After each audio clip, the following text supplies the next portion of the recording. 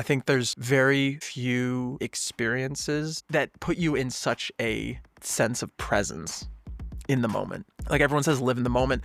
Run a marathon. You will live every single moment, especially at the end. When you're in your mid-20s, you really only have 3 options. Get married, Get a master's, or run a marathon. Hi, I'm Francis. And I'm Brian. And welcome to this week's Marathon Recap, where we discuss the wondrous world of running. And the bad parts. And the bad parts of running.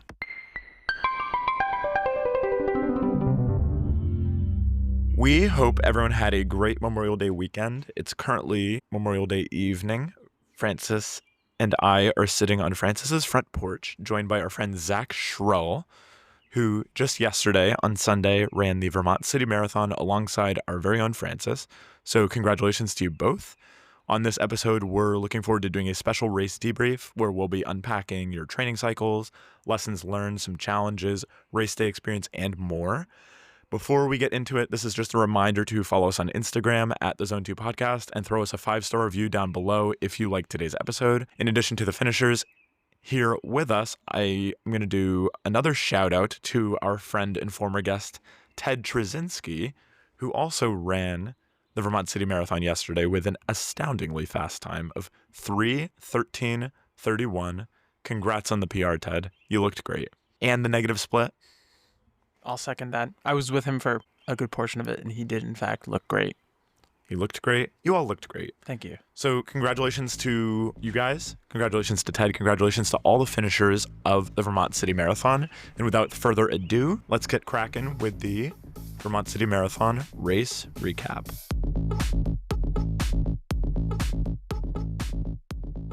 We'll put in something there. I'm sure it'll be fascinating. So Zach and Francis, you have just joined an exclusive club. Welcome to the Marathon Runners Club. We look down on all the people who haven't run it. I've been looking down on you guys quite a bit until now. You're actually faster than me. Zach, congratulations on becoming a marathoner and welcome to the podcast. Thank you, Brian. Thank you, Francis. So, Francis, we already know you quite well, but before we get into the race debrief, Zach, why don't you introduce yourself to the podcast? Tell us a little bit about who you are and your background in running. So I've been running for most of my life. I started riding my bike alongside my mom. She was a big runner. She is a big runner. So I've been lucky to have that in my life for a long time. I ran cross country in middle school, which was at the time just a mile or two. And then in high school as well. I ran a little bit in college over COVID. I took a break, didn't run as much after, just did it casually 1 or 2 times a week. Same thing when I graduated, more of just exercise, staying in shape. But recently, I've gotten back into it, and training for this marathon was exciting for me because it allowed me to get back into a good training routine, kind of like it was in high school, and just love running again and have a lot of fun with it. Sweet. So, Zach, I'm curious if you could tell us specifically, why did you decide to sign up for a marathon now, and why did you specifically choose to run the Vermont City Marathon? I don't know why now was the time. There's the joke that y'all make that everyone's running a marathon, so I guess it was my turn now. I signed up for this one because my friend who I ran it with, shout out Gus, and my other friend who I ran it with, Richard, they all wanted to do one, and Gus is from Vermont, grew up going there over the summers. So it was actually fun. On Saturday, we got the chance to stop by and go to his grandparents' place and meet them. But he found this one. He said it would be a great one. And we all just signed up for it, I think back in December.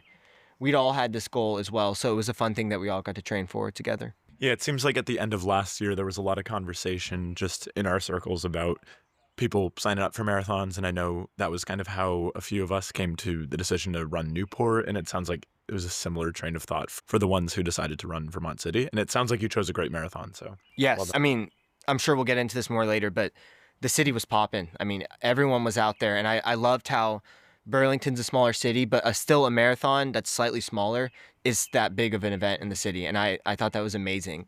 Again, we'll talk about it later, but there were people all across the trail the whole time. It was a lap, so you got to see them twice. I got to see my friends who came and supported multiple times too. It was a really fun experience. I'm very happy that this was my first marathon. So let's take a step back then. We'll discuss race day experience later. Let's talk about training. So you both had, I guess we could call it different training cycles. I'm curious if you could just talk me through how training went for you. Specifically, I want to know what plan you followed. I want to know what went well. I want to know what you would change. Kind of talk me through how your months leading up to the marathon went. Yeah. So in November and December, I didn't run at all. I was dealing with a little stress fracture on my foot, and I wanted to take 2 months off to get healthy for that. So I started January 1st, I think was the first day. I was back in Texas. So went out running there. Truthfully, I did not follow a plan. I knew I wanted to run 20 miles at one point, and I had a good idea of kind of what training for something looked like.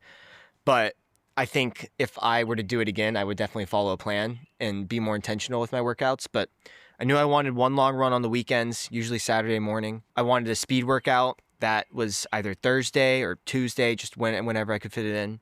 And then 1 to 2 other days, depending on how my week was, of just eating up miles, just trying to run 5 to 10 at varying paces, depending on how I was feeling. I think I peaked out at 40 miles. Most weeks were high 20s, low 30s. Again, if I were to do it again, I think I needed more miles. I think it was my legs that definitely gave out first. But I overall felt like it was a good training plan. I think because I didn't go as many miles, I didn't really suffer any injuries, which, I mean, knock on wood, but extremely lucky that I didn't have any injuries. But yeah. And speaking of injuries, Francis, let's recap how your training cycle went. My training cycle started around the same time as Zach's. I started off running in the wintertime. I know that I had a plan that had been put together for me. A good friend of my dad's, Kevin, is a professional runner. He runs for the United States in the International Masters. So that's any runners over the age of, I think, I don't want to give the wrong number, but it's like in your 50s or You don't older. want to date Kevin here. No, I don't want to. I don't. I think it's runners over 80. No. But he's been running for a really long time, and he's certainly done marathons, and he's done a lot of other events, and he's really good. I mean, his team went to nationals this year and won, so he definitely knows what he's talking about. So he put together a plan for me, and at first it was just enjoy the runs, enjoy the miles, prepare to train, sort of thing. You're training to train, and then I started around early January. I remember posting on Instagram. One of my stories was like day 1 of 140. And it was 140 days out from the Vermont City Marathon. And I remember thinking, wow, I have so much time. But it's fascinating how fast it comes up on you and how little tiny hiccups can turn into bigger issues down the road. I know that on the podcast, I had talked about injuries that I was sustaining just health-wise. I mean, if you look at my Strava, it's certainly not the uniform hill of miles slowly increasing over time until you get to the actual marathon day. And then, you have your marathon. No, it was like, I would do 40 miles. Then I'd do like 43 miles. And then I would, around February, I got the flu. And so I only had 6 miles that week. And then I would slowly work my way back up. So it'd be 30 miles, then 40. And then I had really bad shin splints and I had to like drop back down to like 27 miles. And then I would slowly start to work my way back up. And I think I peaked out around 51 miles a week for 1 week. And then right before my marathon, it's Tuesday. I'm like a week out from the race, a little less. And I got a tickle in the back of my throat. I wake up Wednesday morning at like 3. I've got a fever, 100 degrees. I'm feeling like absolute crap. Wednesday, I've got crazy nasal congestion, and I'm like, oh my God, like, of course, 4 days out from the race, I'm going to feel like this. And even still, I don't know if you can tell, but I'm a little stuffed up, but I just took it easy. Did not run for 3 days in a row leading up to the marathon. Didn't even do a shakeout. Got to the starting line feeling 60%. Wasn't looking to break any records, but I knew that Ted had a similar goal to mine at the time and decided to run with him. And yeah, it was a great race. Like Zach said, the whole town came out. I think it was like 5,000 runners around there. 5,000 runners and 20,000 spectators, which was incredible. There was one point where there was a drum unit, 2 drum units. There was 2 drum units. One was like a traditional field drum, like you would see at like a school. I think it was a high school drum line. And then the other was like a taiko Japanese style drum squad, which was awesome. So we're talking about training cycle challenges. You talk about long run. Zach, you mentioned trying to build up to a 20-mile long run. Francis, I believe your longest long run was 18 miles. I'm curious, I guess just recapping from your training experience coming into the race, a specific high or low for you and something that you would do differently the next time you trained. I think next time I trained, I would try to do more runs with people. Most of my runs were alone. About half of my long runs on the weekends were with other people, but the other half were alone. And that's nice. I enjoy to run alone. I've been doing it most of the time I run is by myself. I went to a little bit of a run club in college, but the vast majority of my runs are alone. So that's been both a goal of mine, and something I want to do more, and I think something that would help push me more since I'd have other people to run with. I mean, it's also tricky, I think, running or starting training in the winter and having your race being on the cusp of summer, since I like to do a lot of my workouts in the afternoon in the winter and then in the morning in the spring, summer when it starts to get nice again. So having to shift my schedule around, especially in the bulk of the miles, of going from doing a 10-mile run after work to waking up earlier doing one before, I think I'd like to stick with the consistent time running as well. That was big for me. And I really like running in the morning. I think that mirrors the race day as well. So I think probably change those things. How about you, Francis? Yeah, I think the biggest thing that I would change is actually run 20 miles during the training cycle. No, but in all seriousness, I think the biggest thing that I would change is honestly probably diet. I think that for me was a huge factor when it came to the quality of my training. And whether it was eating the wrong stuff or not eating enough before workouts, I think that impacted a lot of my mental fortitude when it came to some of the workouts. And I think honestly, at the end of the day, it probably contributed to some of the significant injuries that I sustained, like with shin splints or muscle fatigue and that sort of thing. And I know that, Brian, you've mentioned how you kind of want to, not changing your diet, but like looking at like a Mediterranean diet and kind of changing some of the stuff that you eat and really focusing on fueling and fueling as a way to serve the run itself. I think that's a really cool mindset to be in, to say like, okay, I'm eating this because of a run that I have to do tomorrow or 2 days from now. I think the nutrition is such an interesting topic when you're talking about not just race day, but also training. And I 100% agree with you. So if we're talking about training, I was listening to the Coffee Club podcast.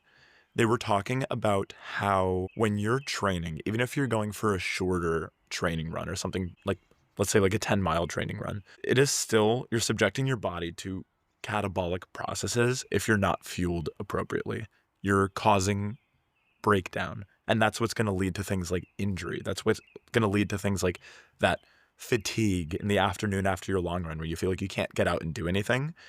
So something that they were talking about in the podcast and that I really am looking forward to exploring in the next training cycle is how to appropriately fuel myself for every run so that I can walk away from that run still feeling energized and ready to go about my day and not feel like I'm actually physically doing damage to myself by running. Because Francis, especially hearing about your experience with injuries, that sounds like 100% something that could be contributing to difficulties of a training cycle. Brian, I think I have a diet for you. It's called the seafood diet. Where you see food, you eat food. That's a good one, Zach. That's what they used to tell us back in high school when we were 140 pounds soaking wet. But I 100% agree. I think, well, I know I lost a lot of weight over this training cycle, too much weight, I think. And I definitely did not do as good of a job of nourishing myself. For me, it was also the before. I would have just a banana before every single one of my runs. It's great for a 3-mile run. For those longer ones, probably not. It's something I would like to work on more. And also eating the right foods, like you were saying. I think it's sometimes just difficult to get enough food in during the day, especially going to work. You got things to do. And then we can talk more about race day fueling later as well. But I do think it's interesting sitting here talking with you guys. And obviously we ran different races on different courses, different race day conditions, different elevation profiles. But I came out of my training cycle having done a 20-mile long run and 2 22-mile long runs. And I got my race day fueling so abysmally wrong that you guys both beat me by almost 15 minutes. I got my race day fueling so abysmally wrong that even without having done a 20-mile long run, Francis, you still managed to beat me by almost 15 minutes coming out the gate for your first marathon. I'm not sure what your carb intake frequency was, or the number of carb or grams of carbs per hour you were taking in, or you, Zach, for that matter. But I know going in, I had done the math and I ended up doing 75 grams an hour. And that, I think, in addition to the Gatorade Endurance, which they had on the course, which is a high carb hydration drink, I think I was probably doing close to 80 an hour. And I think that was the perfect amount, because at no point during the race did I feel like my muscles were cramping, whether it was from fatigue or from dehydration. So I was doing 2 Mortons an hour, 25 grams of carbs each. So that's 50 grams of carbs per hour. And the rule of thumb I think I've seen online is you want to do 1 gram per kilogram of body weight per hour. So I am 190 pounds, which would mean close to 90 grams per hour I should be doing. So I was fueling about half. But something I've spoken to Devin about is how when you're training, obviously you're training your aerobic capacity. Obviously you're training your speed. There's all these elements of your training. Something you need to account for, though, is gut training and your ability to actually digest and absorb those carbohydrates during the race. Because you can show up on race day and need 100 grams of carbs per hour, but if your stomach's not ready for it, you're going to get sick, and that's going to end up probably doing more damage than it will good. You're totally right, Brian. I bought some Morton gels. That's what I took. I think I took 6 over the course of the whole time. About every 30 minutes, or on that last 6, about every 2 miles when I needed it. But I wanted to take one of the caffeinated ones before on a long run just to see how my stomach would react. Thankfully, all went well. And throughout a lot of my long runs, especially towards the end, I was taking those gels, just like you were saying, to make sure my stomach was okay. I also heard on y'all's podcast, don't remember who it was, but they were talking about how you shouldn't just eat carbs the night before. You should eat them a few days before. So I treated myself to pasta every single night the week before, and I think that helped a lot. I think that kept me alive in some of those back miles. And Francis, you mentioned feeling sick the week leading up to the race and how that affected your appetite. And I definitely think that that's something that could absolutely impact race day experience. If you feel like you don't have the appetite to be eating when you need to be carb loading leading up to the race, probably super difficult to not be able to. Yeah. And I think psychologically, knowing that I was missing out on that fueling opportunity definitely made me more nervous for the race itself. And I mean, it's all compounding factors. Like if you're missing a fueling opportunity leading up to the race, it's going to stress you out, or at least it stress me out. And I'm someone who definitely, like, the little things tend to stress me out a little bit. And I've noticed. And so that was definitely something that was honestly keeping me up at night, where I was like, I'm missing this fueling opportunity. Is this going to impact my race in a really significant way? Luckily, I don't think it did, because I was able to carb load the night before, 2 nights before, 3 nights before. And I think that is really the window that's super critical. But obviously the week leading up, you want to be kind of shifting your diet composition around pretty significantly. Fewer proteins, less fat, more carbs, and you want stuff that's going to digest super quickly. Or I took a picture of the menu at the restaurant we were eating at the night before, La Boca, in the new North End of Burlington. Shout out. Please go there. Gentrified neighborhood. It's, oh yeah, you're a local, I forgot. And I asked ChatGPT, I was like, okay, what's the best thing to have before a marathon? And it was like chicken piccata. And I was like, that's what I'm getting. And honestly, it was so good. It was so good. You remember in the office when Jim orders chicken piccata with the salad on the side, and then Robert California's out with it's like the whole team. Yeah. And he's like, that sounds good. And then he orders it too. And then everyone else just orders the same thing, but different ways of saying it. Like, I'll start with a side salad and then I'll get the chicken piccata. And then it gets to Dwight finally, and he goes, steak, rare. Yeah, that's a good one. So I feel like we could talk about training, race build-up, race preparation for a full episode. I do want to get to the actual race itself. So coming into Burlington, I was there. I came into town on Saturday. Talk about the vibes in the city leading up to the race. Francis, you got there on Friday, and Zach, you came in on Saturday. Is that right? Talk me through it. So yeah, I got it on Friday. Things were pretty quiet. I think a lot of the race folks hadn't come in yet. And it was also super rainy. So I don't think people were really out in general. I did walk around. I've been to Burlington a handful of times. Great city. Really enjoy the vibe. Saturday, whole different story. Still raining, but everyone from the race, I know Zach was showing up then, and everyone was running around, and I was standing in my hotel room looking out and seeing all the people running and being like, oh, I should really probably do a shakeout. And then I never did.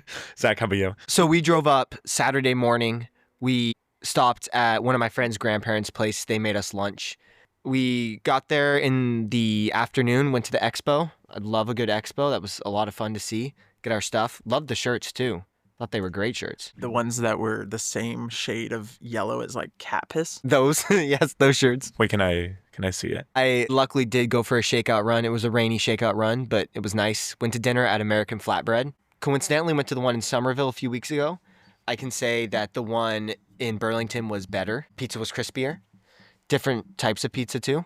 Big fan. And got a good night's sleep. Had a lovely voicemail from Francis. Motivated me for the next day. I went to, like I said, La Boca, and it was fantastic. I hit the sauna in my hotel, which I thought was we could talk about hot, cold.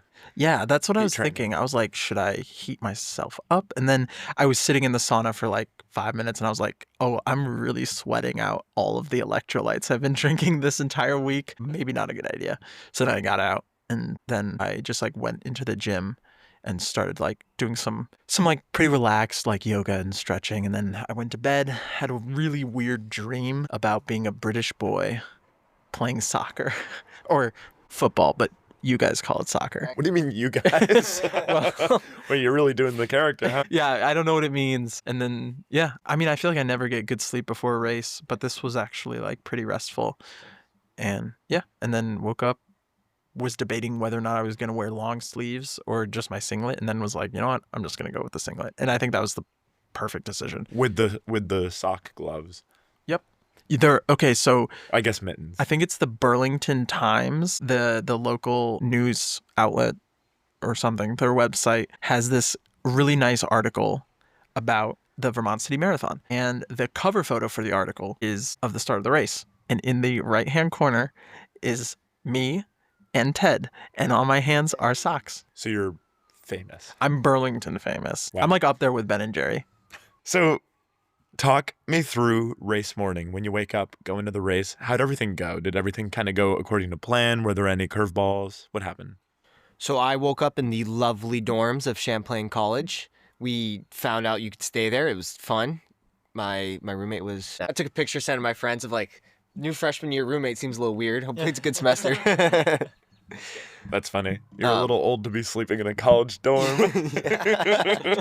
Oh, God.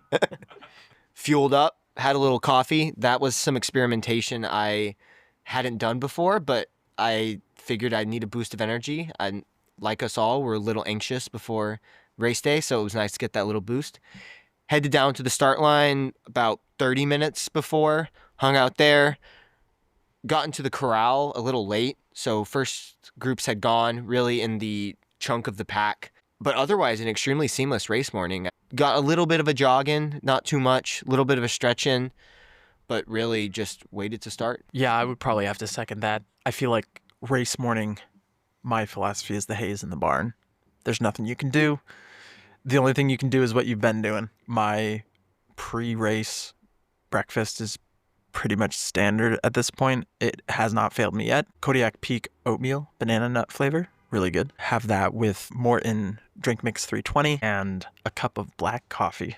That's it, and it works like a charm. My pre-race meal was a banana, a Bear Bells protein bar, and one of those Morton, right before the start of the race, the Morton caffeinated gels, along with just some water and a little bit of electrolyte mix. I think you have to have coffee if you're going to take a race seriously. I don't want to be like have a hard opinion on things, because I don't want to tell people that there are rules and stuff, but man, something about you get that black coffee that hits your stomach, gets things moving. You don't have to worry about using the porta potties at the start line. You've already gone to the bathroom at least 3 times. Don't not drink coffee, but I'm not a daily coffee drinker. I make, especially because I work in a hospital, I do shift work. I really don't want to rely on coffee and on caffeine to be able to get through my shifts or to be able to get through my days. So I feel like I'm intentional about not drinking coffee because I need to.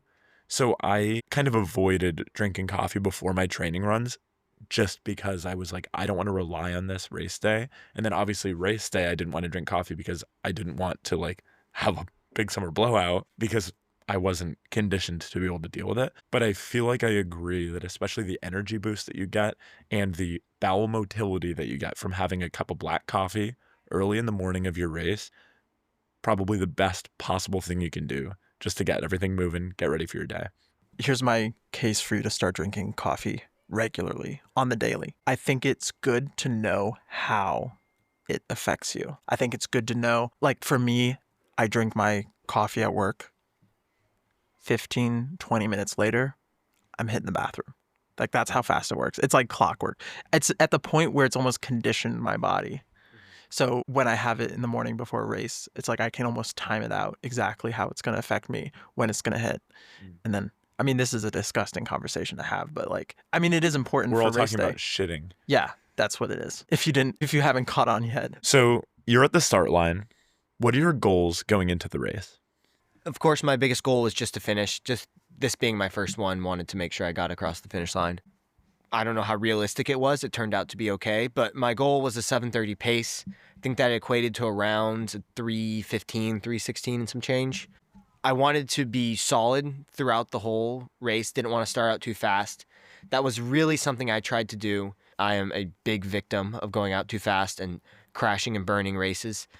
I did not this race. My pace was pretty consistent. In fact, I'm sure we'll talk about this, but I negative split. Really happy. Also didn't want to knock anyone over in the beginning. Accomplished that one too. Francis, what about you? So obviously my goals changed throughout my training cycle. Going into the race itself, I think my goal was, like Zach, to finish. I think Kate, actually, when we had her on the episode, she was talking about her first marathon. She put it really well. First goal was to finish. Second goal was to finish with dignity. And then my third goal was to finish sub 3:30. And lucky enough, Ted was running a very similar race goal to me. And I kind of asked him beforehand if it was okay if I paced with him. He said that was okay. He was like, make sure you understand that this is your race and this is my race. So I'm not going to feel bad if I leave you behind. You're not going to feel bad if you leave me behind. And both of us are okay with being left behind. I was like, sounds good to me. I'll take that.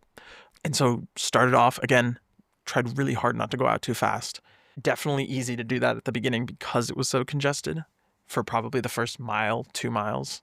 And then as soon as we hit the first hill, it started to thin out. So that's when you really started to break out into your groups and kind of understand who you were pacing with for most of the race. So I suppose the good and the bad part of the Vermont City Marathon is it's 2 laps of the half marathon course. So 2 13.1 mile laps. As a spectator, I really liked it because that meant that I was able to be in multiple places at once. So I think I got to see each of you at least 5, maybe 6 times on the course, and then also at the finish, which I think, I mean, having been there as a runner, having somebody there to cheer for you throughout the race rather than just at a single point has to feel pretty good, especially, I mean, you both had friends, family out there. Like having people out there cheering for you really goes a long way. So let's talk about the first lap then. So Francis, you're running with Ted. I first saw you at about 1.5 miles in, and you two looked really cute together. You had your sock mittens on. You were both smiling. Vibe seemed super good. Zach, I saw you coming up right behind them. You looked super strong. Kind of talk me through that first lap, the first 13.1. Like Francis, I was also running with my friends. One of them got caught in the bathroom line right before the race. I started out the race with my friend Gus. We ran the first 1.5 miles together through the crowd. But throughout our training cycles, I mean, we started out very similar pace. He unfortunately had a few injuries. We kind of drifted apart in our paces. And like Francis was saying, we established that this was his race and this was my race, not that this was our race. So we broke off right around where I saw Brian at the 1.5 mile mark. The first lap went well, very strong. I had Strava reading to me my times in the headphones, which I think helped. Normally, I don't really like that, but for this race, it was good. I did it every mile too, which I didn't know if that'd be too much, but I thought it was really helpful. It was great to see friends and spectators throughout the whole race. It was fun going through the neighborhoods.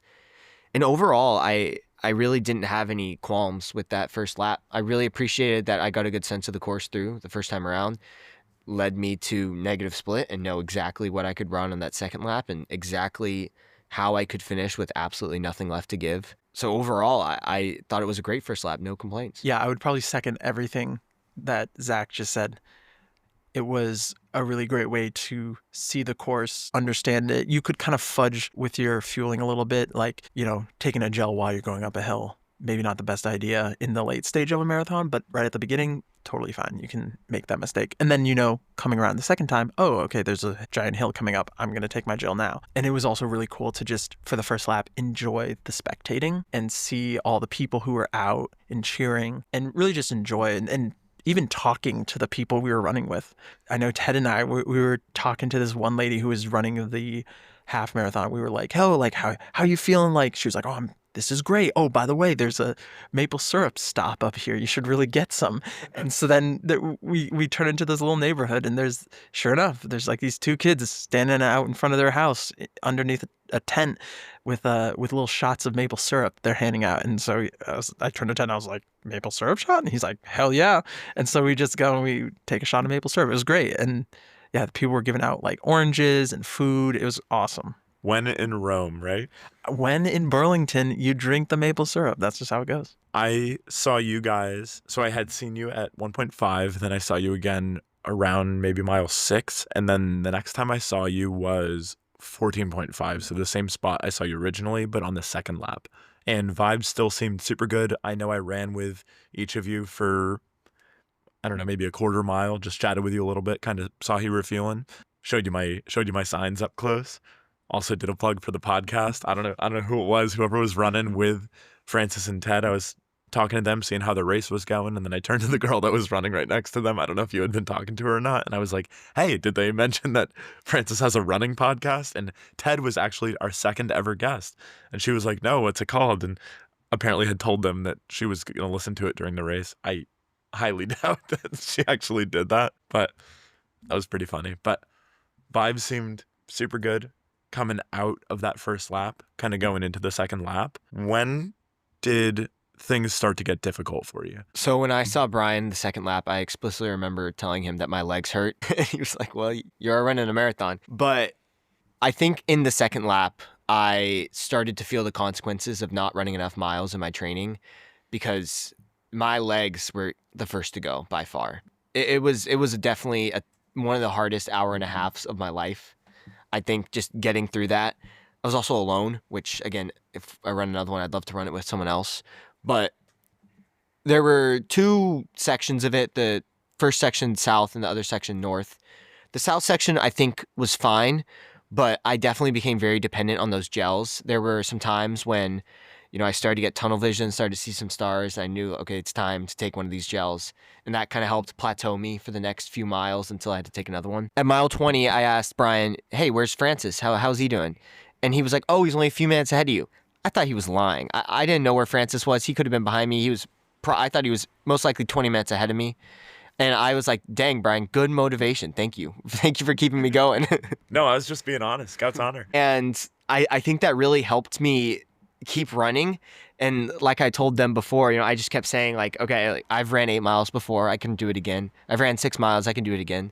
Like I can run for 30 minutes. And on that back 8 is really where I told myself, okay, the wall's coming, but you are not going to succumb to it. And I did very well, I think, on that back half. That was very, very difficult, but I increased my pace towards the end. I think I was 7:30 most of the time, but some of those back miles I was pushing down into the low 7s. Francis, so I saw you guys at that 14.5 point, and then the next time I saw you was around like 1920 at the top of Main Street at that left turn on a Church Street. Mm-hmm. And at this point, Ted was few stride lengths ahead of you. You were still pretty close together. I would describe your general vibe perhaps as starkly different to the last time that I had seen you. That hill up Main Street is brutal. I have biked up that hill many a time. That is steep and it is long. I'm still thinking about it. Yeah, you probably will be for some time. Yeah. So talk me through kind of when things started to get difficult for you. Yeah. So definitely that Main Street hill was a huge moment. Ted was a little bit in front of me. I was running up, and the tough part about that hill is that the Main Street hill is hard. It's very steep. It's long. You take a left onto Church Street, and it's more uphill, but slightly less. So you almost have this false sense of hope when you get to the top of Main Street, and then you take that left, and you're like, I still have more to go. And it's on cobblestones too. So I did kind of push the pace, then caught back up with Ted on the downhill back to Battery Street. And then you take a right on Battery Street and you go up another hill. And that's kind of when I think it really started to set in that, okay, this is going to hurt. I had started to feel fatigue around mile 10 and remember turning to 10 being like, should I feel tired or should I feel fine? And he was like, no, like you should feel like you just ran 10 miles. Like it shouldn't be, oh, I feel nothing. And I think that the fatigue that I had then, I started to figure out, okay, these are the parts of my body that are going to hurt first. This is just going to get worse. By the time I was at like mile 18 or 19, I think is when things really started to kick into gear. And similar to Zach, I just kind of started to go into that pain cave and just started to tell myself, okay, I'm just going to keep going one step in front of the other. Even though it got harder with every single step, I was like, I'm not going to stop. I'm not going to walk. I'm just going to keep going. I've come all this way. It wouldn't make sense. I've done 8 miles. I've done 6 miles. I've done 4 miles. I've done 2 miles. And counting that down every single time, even though the closer you get to that 26.2 mile mark, each mile seems to take longer. And I'm just looking at my watch and I'm seeing it go like 25.53, 25.59, 25.60. And it's just like, I feel like I'm waiting, pretty large chunks of time between checking my watch every single time. I'm not going nearly as far as I think I'm going. I think there's very few experiences that put you in such a sense of presence in the moment. Like everyone says, live in the moment. Run a marathon. You will live every single moment, especially at the end. Francis, I could not have said it better myself. So it sounds like the back half, especially that last loop from when you go north of Burlington back around to the finish, was expectedly the most challenging part of your race. Zach, how was this part of the race for you? I totally agree with what Francis said. That was, some of the hardest running I've ever done. What Francis was talking about on, I think it was Main Street and then Church Street, going up those hills. One thing that I'm really happy I did during my training was after a tempo run, I would try to cap it out with a few hill sprints. So knowing when I'm at my peak, like I've exhausted all my energy, still going up a hill. Fortunately, I live in Beacon Hill, so hills are very accessible for me. And I think that helped a lot, especially with the hilly course like this. None of the hills were extreme, but it was just a constant rolling up and down. And they also don't tell you about your quads too on the downhill. That's what's getting me today. But that back half was, it was just you and the pain. I think that's what Francis was saying. And I cheated. I had headphones on. But that last half, or that last mile, I took them out and I wanted to just experience how that was. Like trying to finish, knowing that you've exerted 100% of your energy already and you just need to get across the finish line. I also tried to push myself in that last half, again, knowing it was a lap. I knew exactly what I had left. I knew how much energy at least I thought I had left. So I quickened my pace, especially on those last couple miles, trying to possibly hit 3:15. I ended up coming a little bit short, but I was totally okay with that.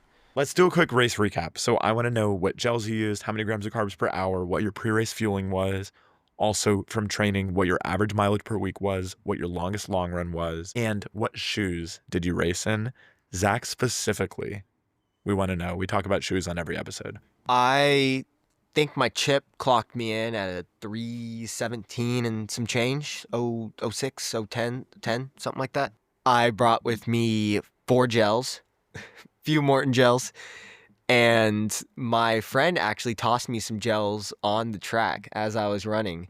Great tosses too. There was one where he got some claps from people around him, so shout out to him for coming through. But I think I took a total of 6. Took the first one about 45 minutes in, then did about every 30 minutes. My weekly mileage was about upper 20s, low 30s every single week, capped out at 40. My longest run was just over 20 miles. Super happy I got that in. Think maybe next training cycle I would have gone to 21, 22, and maybe those last miles worked in some hills or tried to quicken my pace just to get that feeling of having no energy left and still pushing past that point. So I rotated between two shoes during my training cycle. I had my older shoes were New Balance Fresh Foam X880 version 14. Those I think I've got about 500 miles on right now, so they're reaching the end of their life. Well, according to Big Shoe. To me, they still got a lot more juice in them. My main shoe that I trained on, I got them in February, and I also ran the marathon in them, was the Saucony Ride 7. They were great. I mean, my feet hurt today, but I think that's completely natural. I've had no problems with them, no blisters.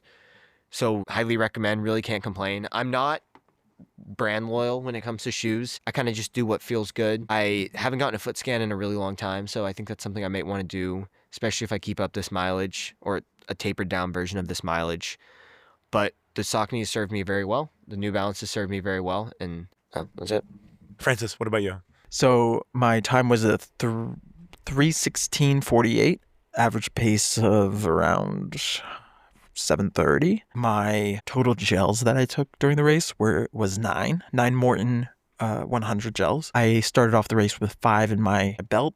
My mom handed a beautiful 4 gels to me at the halfway point, and I took 1 gel every 20 minutes, equating to about 75 grams of carbs an hour, with some amount of change in there, given the fact that I was also taking the Gatorade Endurance formula. During, my training? Is that your next question? During training, my peak mileage was 51 miles for 1 week. I averaged probably around the low 40s for this training cycle. The longest long run I ever did, I think, was just over 18 miles. If I were to do it again, I would probably want to do at least a 22. But other than that, I felt really good with how that went, considering all the setbacks. The shoes that I have been running in mainly for my easy miles were my New Balance Fresh Foam X10As, which probably have around 500 miles on them as well. I am looking to potentially retire those only because I've started to get some weird pain in the sole of my foot when I wear them. So I think it's probably time to say goodbye to those, as much as I am very sentimental about the fact that they are my first ever marathon training shoes. I was also rotating in and out of my Saucony Endorphin Speed 4s as more of a speed shoe, although I've been having some issues with those in terms of their narrowness. So I think I might be in the market for a new tempo training shoe. We'll see what brand I end up going with. And then for my race day shoe, I went with the Adios Pro 4s by Adidas, which I did my half marathon in. Those are fantastic. And as much as I absolutely love those shoes, I think they are done in terms of racing. I've only done 2 races in them, but that's also a big shoe for you. But I think what I'm going to do is I'm going to write down my times for both my races, my half and my full, onto those shoes in Sharpie, and they're going to kind of turn into maybe more of a tempo shoe. So those might end up becoming my tempo shoe, and then I will get a new pair of race day shoes. That's kind of cool. Yeah. And plus they're gorgeous shoes. They're beautiful. I might get the same colorway. Who knows? I think you should. I think we I should all do. be twinning Big for red. our next marathon. That's true. So, gentlemen, I know I said it earlier, I want to reiterate congratulations to both of you. I know how hard you worked. I know how hard it is to go through a training cycle, to stay committed. It's a long time. That's a lot of really cold, lonely runs in the Boston winter. But you both did it. You overcame your own challenges, and you ran truly exceptional races. So congratulations to both of you. I am super proud of you. Now that you've had about a day to debrief, decompress, start to really feel the pain of what you put your bodies through, let's talk about some of your takeaways from the race, how you feel overall, and what your thoughts are about doing that again. Honestly, I feel pretty okay. I'll do that again. Yeah, that's my takeaway. I do not feel okay today. I'm 2-stepping every stair. I think I'm getting passed by old ladies in walkers as I'm walking down a hill. Overall, I had a great time. I would love to do another one. I think that there's more to be done, more to be discovered, more to be ran as well. You don't get a lot of experiences where you get to push yourself to your absolute maximum. Definitely don't do that behind a computer screen on PowerPoint. So very happy to have something like that, to be able to really give it your all. I also loved having a goal to work towards as well. I never really felt super anxious about it, because for me it was always excitement. Like, when is this day? Like, I'm very ready for it to come. So I think having that, or having a race to always look forward to, is something I'll probably do in the future. I totally agree with that. I think I sent a meme a few weeks ago that said local runner without marathon on the calendar wanders through life like a rudderless ship. And I think that's really how I felt for like the month after the race, because I remember it feeling so good having that goal and that thing that's always in your mind of this thing that you're working towards, and doing it and being done with it feels like such a relief. But it's also like, oh man, like that was such a big part of my life and what I was doing for all this time, and not having that now, it feels like there's a hole that maybe just signing up for another marathon might just fill for you. I don't know about you. I've got the BAA 10K coming up, so I'm going to be running that. That'll be fun. Different training plan though, more speed, less long distance runs, which I think I'm looking forward to. 8 miles not being my default anymore, although it's honestly not that bad. I don't know. Yeah. What are your thoughts? I loved training. It was hard. I took a little bit of time, I know, to relax and kind of recoup afterwards, but I already signed up for fall race and I'm super excited. Philly, right? Yeah. And You're doing it too, Francis. Yeah, even I if you guess don't know so. it. We'll see. Yeah, no, I think I probably will. I could be convinced. I've never been to Philadelphia. Would love to go to another city as well and run the marathon. I can think of no better way to explore a new city than to do the hardest thing that moving can do on the streets of it. Be in a world of pain going down by Liberty Bell. I What think better it'd be way fun all to run together. sightsee? Yeah, I think it'd all be fun to run together too. And then get big old pretzels at the Reading Terminal Market. I was going to say cheesesteaks. Well, pretzels too. Pretzels are great carbs, actually. I have to say, Francis, after a marathon. So as we wrap things up, I'm curious what your favorite part of running the Vermont City Marathon was specifically. Overall favorite part was exploring parts of the city that I haven't been before. But a close second was the rock band back on, I don't know what miles, but back in that neighborhood when they were playing, man, they were awesome. And then I don't know if you saw, but they had the doll out there dancing in front of the drums. I don't know what was going on there, but that was hilarious. And I loved that. And that whole neighborhood, there's people handing out watermelon, all the maple shots.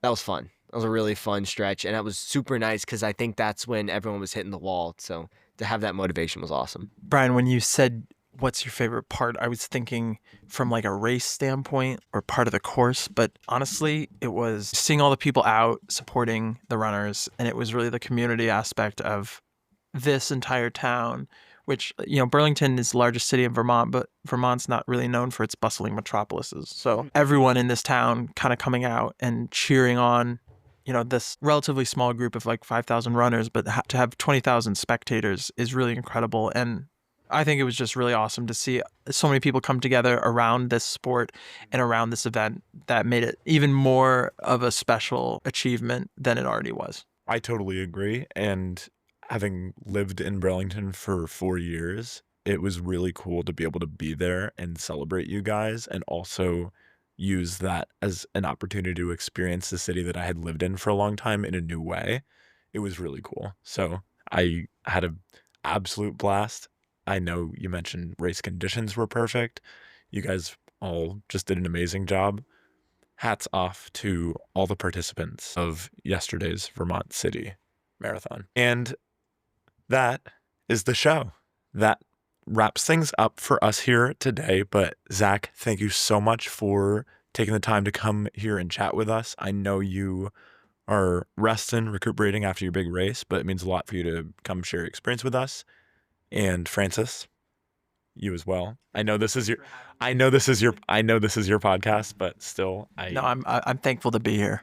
I'm tired from spectating yesterday, so I can't imagine how you guys feel. I slept so much yesterday. I feel great. Wait, but Brian, before we go, don't you have a fun fact for us? Thank you for reminding me, Francis. So, in the spirit of Vermont, the state is home to over 3,000 sugar houses, which process sap into various maple products. Huh, sweet. Thank you all for listening to the Zone 2 podcast. Don't forget to like, subscribe, and follow us on Instagram at the Zone 2 podcast. You can catch new episodes streaming every Wednesday, wherever you get your podcasts.